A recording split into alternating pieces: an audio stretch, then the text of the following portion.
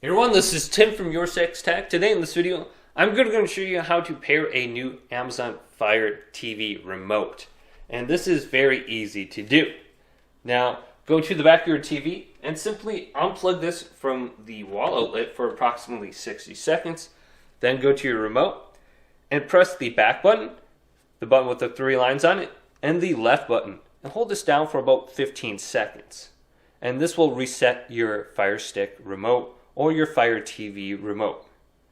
Then, after about 15 seconds, go ahead and let go. Then go to the back of the remote and take out the batteries.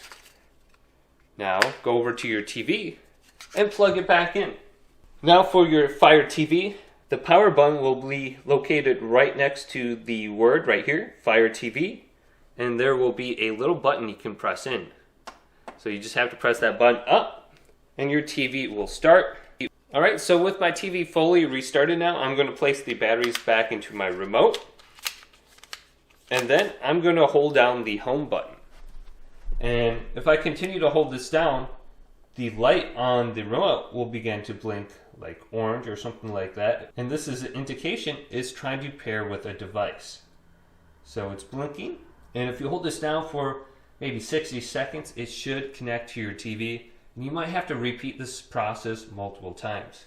Then after about 2 or 3 minutes, if your remote is not detected by your Fire TV, a screen should pop up that says no remote detected. And then it's going to give you a breakdown of what to do to go ahead and reconnect it. So mine is reconnected now. I'm able to move around the screen. So hopefully this video did indeed help you guys out. Leave a big thumbs up and subscribe to my channel down below for more tech videos coming up next on YourSixTech.